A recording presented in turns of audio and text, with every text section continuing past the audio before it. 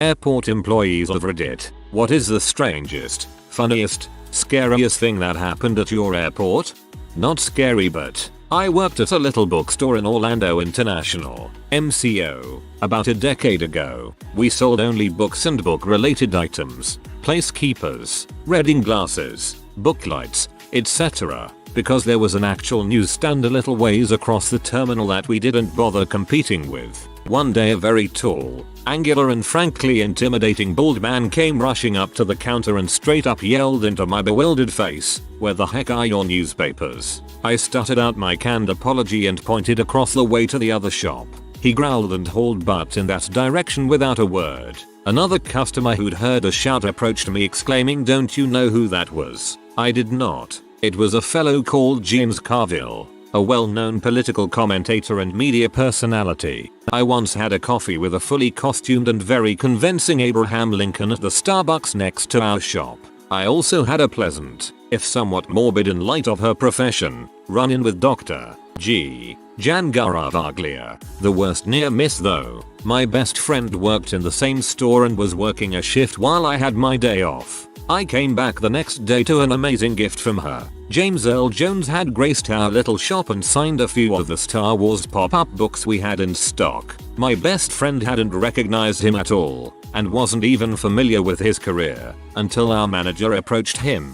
She was shocked that he'd voiced Vader and gushed to me about getting to meet Simba's dad. Sigh.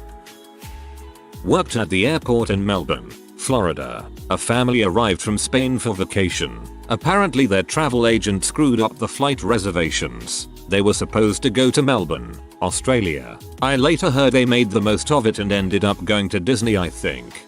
This story has been on Reddit before, but from the family's perspective. Not an airport employee but my daddy's. I'm sure he's got many stories but my favorite is one I also experienced. We're in the Tsul line as a family, on our way to visit family across the country. The line is its regular slow self, but we're nearing the point where we have to take off our shoes and belts and whatnot. Suddenly, there's a commotion in front of us, where people pick us their bags after scanning. A woman has packed the following things into her carry-on and is refusing to hit R when they tell her she can't take them on. A full-size Costco double pack of peanut butter, a toaster, the kind that flings your toast in the air, a blender with blade. I'm sure there were other things too, but I have never forgotten those 3 things being slowly pulled out of her bag. Now I'm imagining a woman trying to hijack a plane using a plugged-in blender, like, slowly advancing on the cockpit, pausing intermittently to plug it into the next outlet. And one more, the pilot for one of our smaller planes requested de-ice. He's a very picky guy when it comes to spraying his plane, so he got out to inspect when he thought the crew was done. The de-ice truck was on the other side of the plane, and the crew didn't see him get out. They weren't done. He got soaked by hot orange glycol. Fortunately, it was indirect spray coming off the plane instead of directly from the nozzle at high pressure. The flight was delayed while he ran inside to change, swearing the whole way.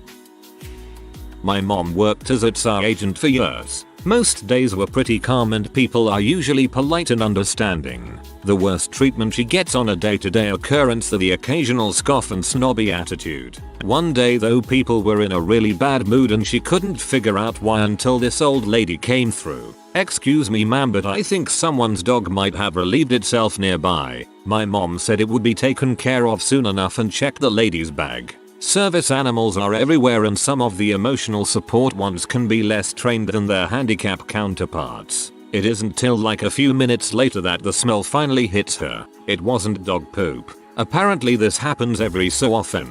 Someone waiting in line just can't hold it but doesn't want to lose their spot, so they drop trousers and go. This person somehow managed to get away with it without anybody seeing. My father worked as ground crew at a large airport in the 90s. Sometimes, he would have to take my brother and I to work with him, and on a very rare occasion, we were in one of the vehicles out on the tarmac. It was an older station wagon. Dad had left to do some work on the tarmac, and explicitly told my brother and I not to touch anything in the car. So of course, my brother, being the antsy pants he was, at some point decides he wants to roll down the back window in the station wagon. He climbs into the driver's seat and starts pulling levers. If I remember correctly, the gear shifter on this vehicle was on the steering column, and of course this is what he grabs. The car starts to roll towards a fairly large airplane. I don't remember exactly what happened next, but as my dad remembers it, much of the ground crew began chasing after the car as it rolls closer and closer to this large airplane. Finally, one of the crew manages to jump into the car and stop it, just a few feet short of the plane. Not too sure of the distance, but it was pretty close. At the time, it was pretty scary, but looking back on it now, we all find it pretty hilarious. My dad tells us some stories on occasion as well. Another favorite of mine is how when he was working arrivals on the tarmac, if he saw people standing before the plane stopped moving, he'd very sharply give the stop signal to the pilots so they'd push on the brakes a little harder. Being a pilot, no passengers realize that it is illegal to taxi an airplane with a passenger standing up, and we are required to stop the plane as soon as we are aware of it. Now it depends on how cool the captain is for how much brake pressure they apply to bring the plane to a stop. I used to work at a cute little bar cafe crepe kiosk in a small airport in Vermont. I was often alone while working there, and I had all sorts of people trying to extort money from me because of whatever travel tragedy had, supposedly, occurred. One of my first nights closing up alone, this youngish looking woman came up to the kiosk bawling her eyes out about how she had her purse stolen and needed $60 for a bus ticket back home to Boston. I was so close to almost giving her some cash, but I decided against it and gave her a cup of coffee and some cinnamon rolls and said good luck. The next day I went shopping and saw her at Plato's Closet. I just laughed and kept walking. Nothing too crazy, just a good lesson learned.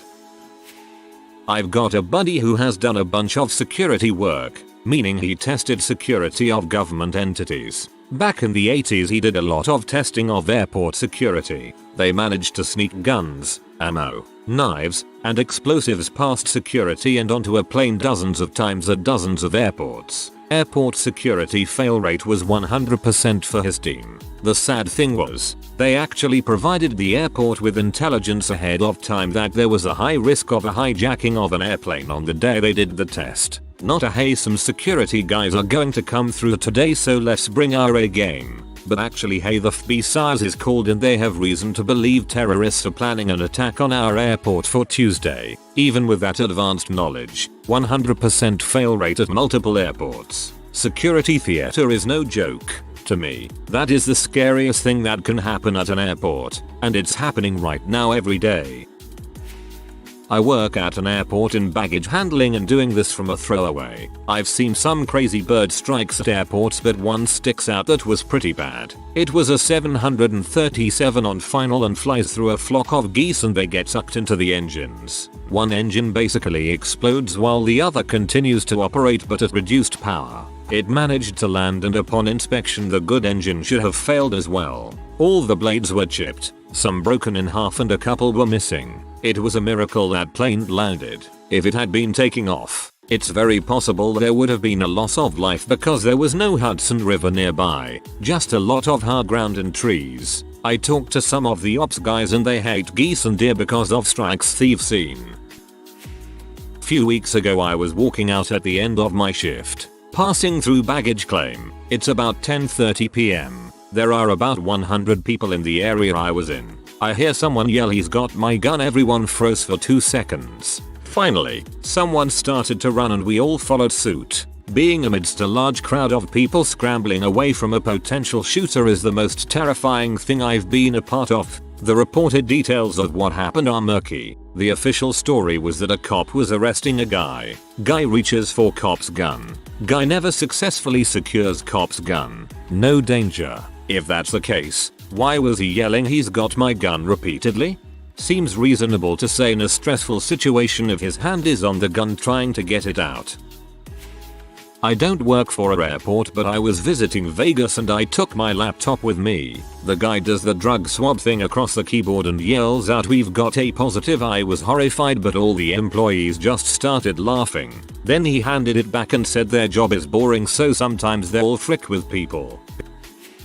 Obligatory not an airport employee. This happened in Manila, which had the notorious distinction of having the worst airport in the world for several years in a row. While we were waiting for our baggage, the conveyor belt stalled. Instead of calling a technician to fix the belt, the idiots running the belt tried to jumpstart it, and instead sent a section of the rubber parts of the conveyor flying. Luckily no one was hurt. It did cause a big scene though and took about an hour for the conveyor to start working again. Now you're asking, couldn't they just reassign you to another baggage claim? Nope. Remember, this is the Manila airport we're talking about. We don't go the extra mile for our travelers. No sir. But that wasn't the best part of the whole experience. After waiting for what seemed like an eternity, people were already getting their bags and whatnot. A particular box comes out of the magic butthole of the conveyor and an excited passenger reaches for it. Happy as he is that the box, clearly labeled fragile, survived intact, he goes and grabs it from the conveyor. Said contents of the box, which looked like fine china, promptly come crashing onto the conveyor and surrounding floor, which causes another delay in the baggage while the airport employees clean up the mess. The man, clearly exasperated, just can't help but laugh at how crappy his day was going. Good for him. I don't think I'd trust any airline airport with fine china. Parents both worked as flight service specialists, air traffic control, but for smaller airports. Growing up, some of the things they saw: pair of stunned planes colliding with each other at the bottom of their loop, single engine aircraft flipping head over heels and landing on its roof, flybys of CF-18s, water bombers initial attack aircraft going on their missions, Americans on their way to Alaska. As a child, when I'd visit them at work, sometimes I'd be able to sit at an empty station and play around unplugged mics. Buttons didn't do anything, and the ones that didn't do anything dangerous. I was talking to Mike Limapapa once, and literally after I was done addressing the aircraft they responded. A pure coincidence, but my dad had a good chuckle at the look of shock, terror, amazement on my face. I don't work in an airport, but when I was traveling home there was a beagle sniffing everyone as they walked by to make sure they didn't have anything illegal. Then that beagle heard someone's dog barking that just came off the plane. That was when that beagle clocked out and was all in for playtime. The police couldn't get the beagle to calm down cause he just wanted to play. I was an F-16 crew chief, so I sort of worked at an airport. I was only a guardsman, so I didn't see too many crazy things, but one of the jets dumped about 40 gallons of JP-8 jet fuel out of its rear wing onto the ground, and my friend, while he was doing a pre-flight inspection, IDKY, but my first instinct was that crap is going to ignite because the jet was on. It didn't, so it was just funny seeing my friend's pants soaked with jet fuel. My mom worked Southwest for quite a while, especially during 9/11. She was in Islip, Long Island, and she had gotten the call about locking down the airport and whatnot. So she's going crazy mode doing what she has to, considering the attack was maybe 4-hour drive away and no one knowing anything. She understandable freaked out but calm and collected. In comes douchebag McGee. Why are we delayed? This is ridiculous. So no, this is ridiculous. I want on my flight. So we are under freaking attack. 2 planes just flew into the World Trade Center. Would you like to be next? Look at the TV to your left. She said she has never been like that with a customer, but she was so stressed and this dude wasn't helping. No longer work at the airport, but I did when I was in college. So one of THR tasks of the ramp crew is the empty a plane's lavatory when it's full. The airplane in question was, I think, a 747 or something like that. Maybe an Airbus, but think big jumbo jet. To get rid of the poop and pee you need to go up in a lavatory truck with a cherry picker bucket. One guy drives, one guy goes in the bucket and gets lifted to the poop valves. The guy in the bucket hooks up a hose and opens the valve to drain. You're supposed to wear a face shield when you're up in the bucket, and the guy driving is supposed to watch you. Well, this day neither happened. For whatever reason the hose failed to stay connected to the port. When the valve was opened the hose popped off and excrement rained down on the dude up in the bucket. Guy on the ground was slow to react. Guy on the bucket is essentially stuck as the contents from one set of lavs rained on him for a good 15 seconds before the dude on the ground moved the truck out of the crap storm. They sat him on the tarmac while a hazmat crew hosed him down. He was then sent to get tests for pretty much everything. Didn't work for the same airline company, so I don't know what happened to him other than that he had quite a crappy day. At Frankfurt Airport sometime last year there was a lady who tested positive for explosives. She somehow got away from the airport security. Airport gets shut down and they start evacuating the terminals. German security officers start yelling for everyone to move towards the train. Someone yells okay, but no tricks this time. Oh, man. Back when I worked at the main office for an airline, we attended a feel-good meeting for employees and I ended up sitting at a table of female flight attendants. As we described our jobs to one another, one of the stories that came out of that table was of a passenger who was flying home from basic training job school and had way too much to drink just before boarding. When it came time to deplane, he ended up tripping on his carry-on and falling face down partly between the seats and into the aisle. Instead of getting up, he stayed there, presenting the young flight attendants with a problem in getting the rest of the passengers off. While one of the attendants was trying to get the guy to get up, he was getting belligerent. The other called on the crew about that time. A short, elderly gentleman near the back of the plane politely asked the flight attendant on the phone what had happened and received an explanation. The guy said, "I see," and walked down the aisle to where the other flight attendant was standing on the other side of the drunken soldier. The other flight attendant saw the old man stop to look down at the drunk and started to ask him to step back when he suddenly put his fists on his hips and his voice rang throughout the plane with, "On your feet, soldier."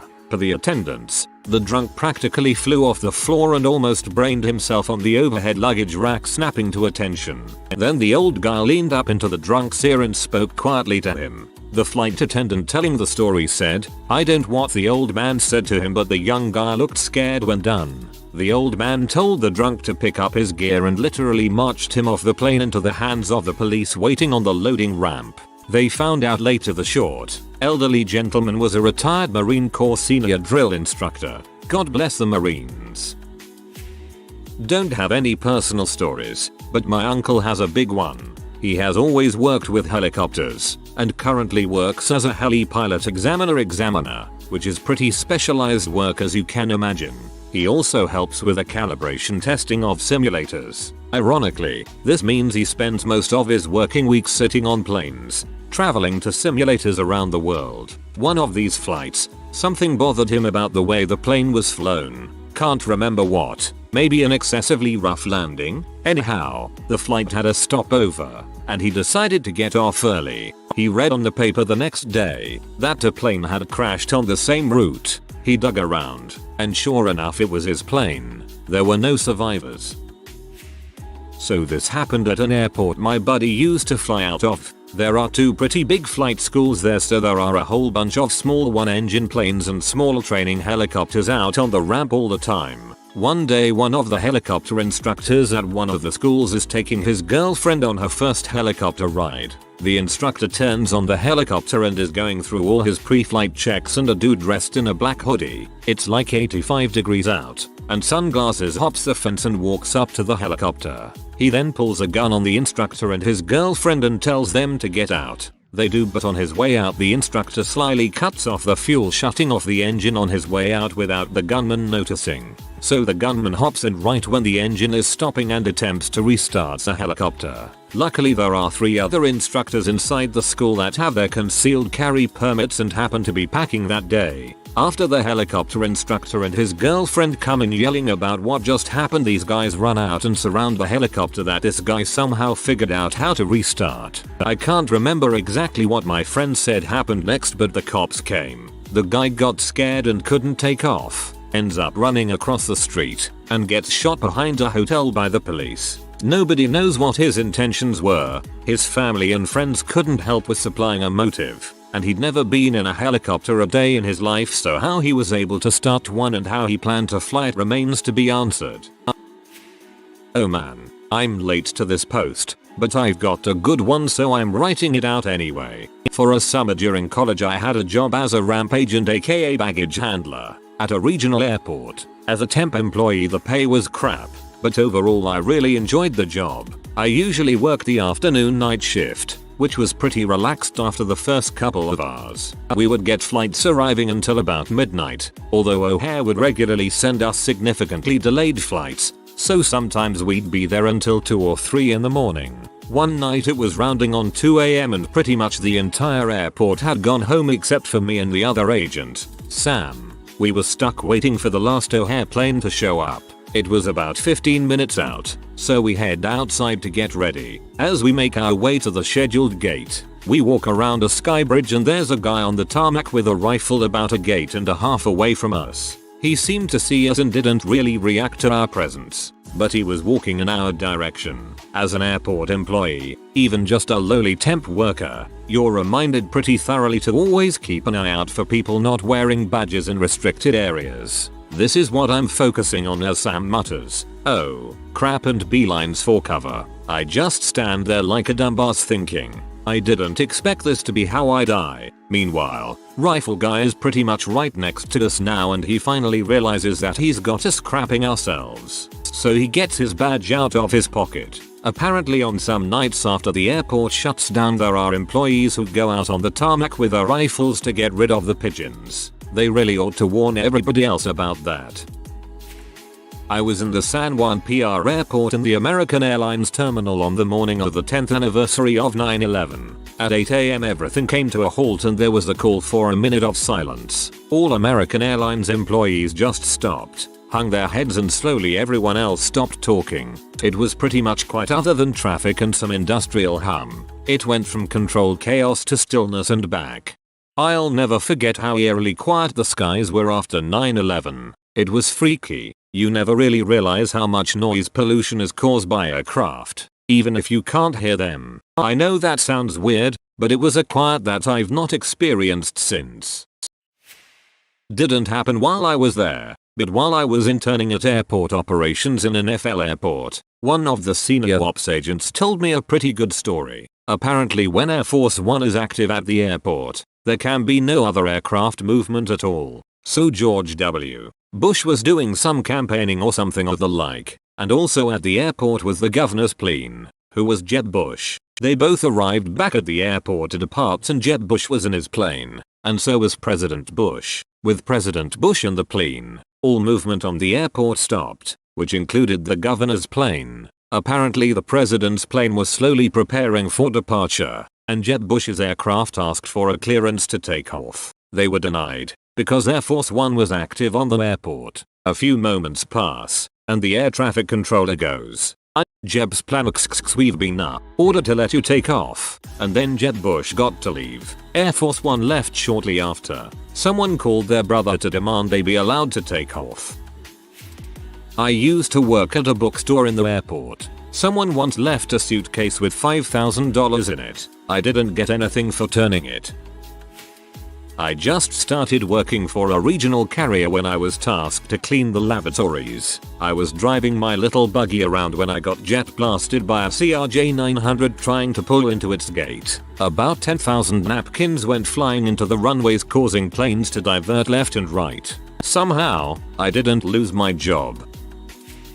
I worked cargo security for a bit in Miami. Posted this before, but here it goes again. I was working on the X-ray machine.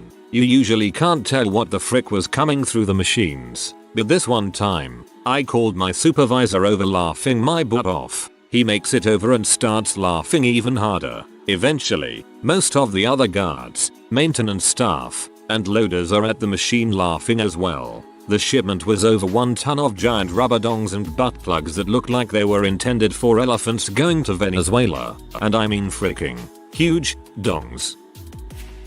If anyone has anything interesting happen at Brunei Airport, please tell me. That airport is the most boring airport I've ever had the displeasure of being in. I always found leaving was the most exciting thing about that airport. I used to work in a tiny little store in the airport that sold snacks, magazines, souvenirs. I only lasted a week there, and it was because this woman who obviously thought she was a queen of the Middle East. She bought one of everything in the store, which rang up to thousands, and then proceeded to return everything. She also bitched about how long it was taking, and blamed us for missing her flight. I've worked in other retail stores, but I've never had anyone buy one of each item, and then return it that same day. It was strange. IDK what that lady was thinking, but she probably had 4 kids. In fact, She kept blabbering about them while she piled everything on my 11x 14 feet counter. Kadinarab, Okinawa, Japan is an airport I guess, but July 1999. Base hosts a 2-day event called America Fest when they set up vendors on the taxiway and let locals come on and see what it's like. Lots of food vendors, family activities and lots of booze. In the morning of day 2, my squadron is sending aircraft to go TDY. About 8-10 F-15s are sitting at the end of the runway waiting for clearance. A line of grass, maybe 10-20 feet wide, separates the runways and taxiways, and while jets are running, a drunk, shirtless airman marine sailor sits up, looks around and starts running across the tarmac until security forces picked him up. He still had a plastic margarita flute hanging around his neck. Got to see an F-16 come in for a landing and a bird get sucked into the intake. Jet exploded and pilot ejected in time. It was pretty cool that I got to go pick up all the pieces of it too. Most landed in this farmer's land and he couldn't grow any more crops, so now he is super rich from the government. It happened at Luke AFB about 5 years ago I think.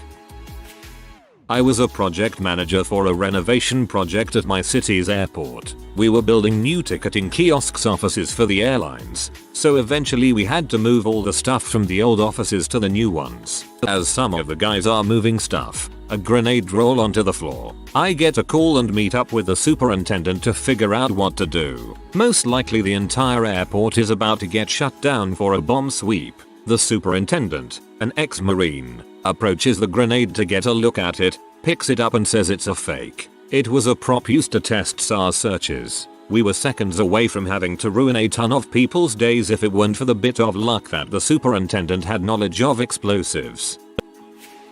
Strangest funniest, I fall asleep on a flight from East Coast to West Coast. I woke up and felt nauseous, so I popped up and headed for the bathroom. Halfway there, I woke up on my hands, knees, and face. I heard someone ask, "Sir, are you okay?" With my face on the floor, I replied, "Fine, you?" I was helped to my feet and got checked by a nurse that just happened to be on the flight. I also got a free water and cookie. Scariest funniest, I was on a plane that dropped so far that we felt 0G for a couple seconds. The flight attendant grabbed a nearby passenger, me, and the cart hit the ceiling. A second later the cart crashed to the floor. The masks dropped, lights flashed, and people were screaming.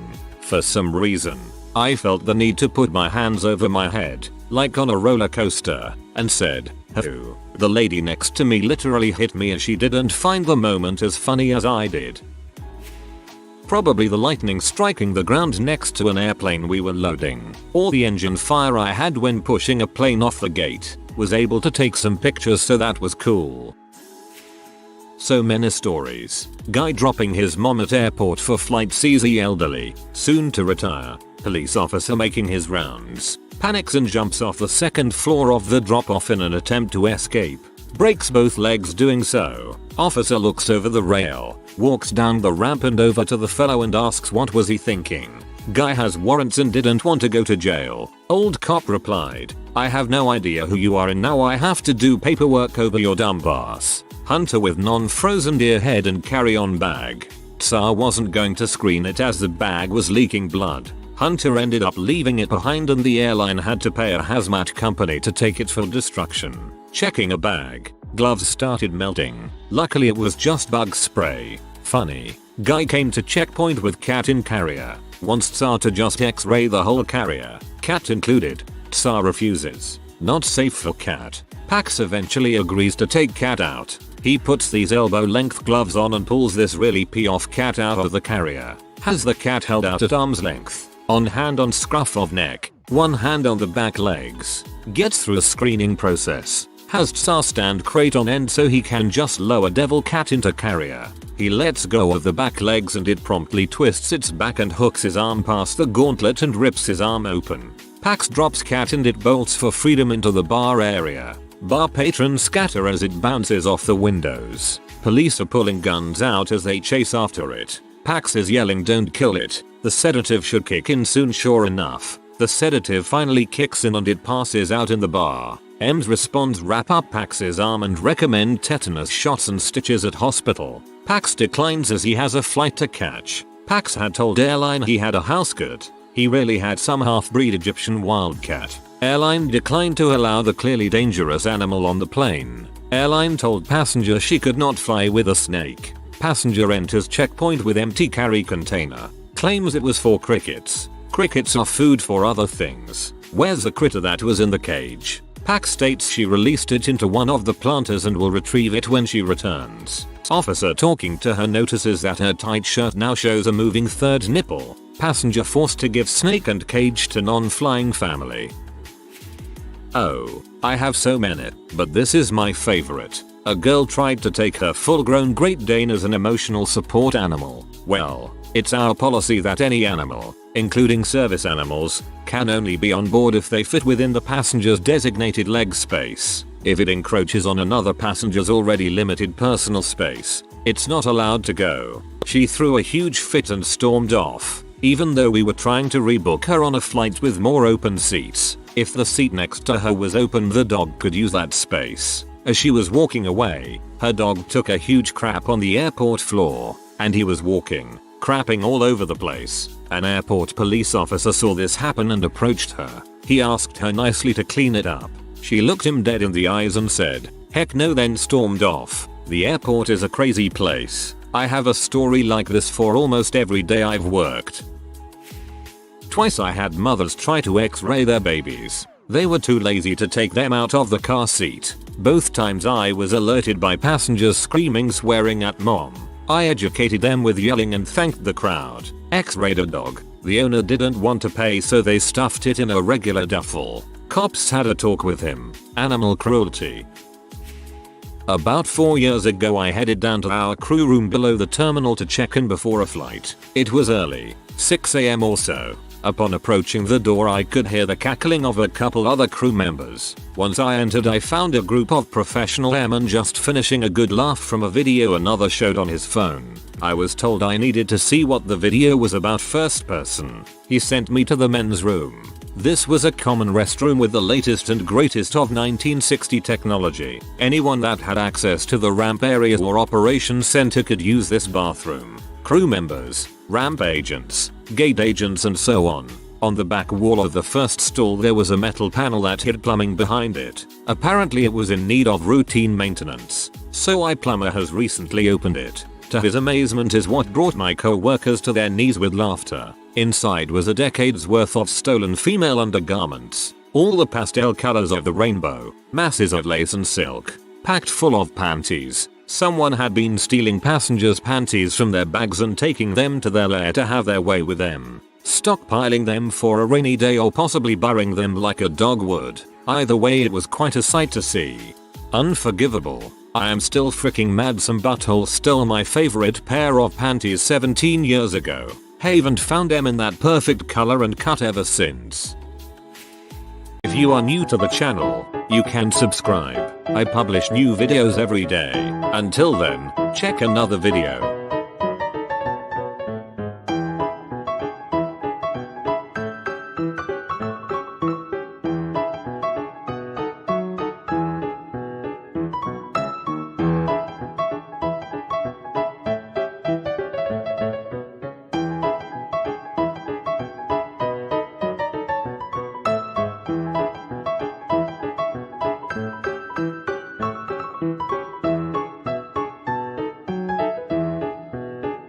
Bye for now.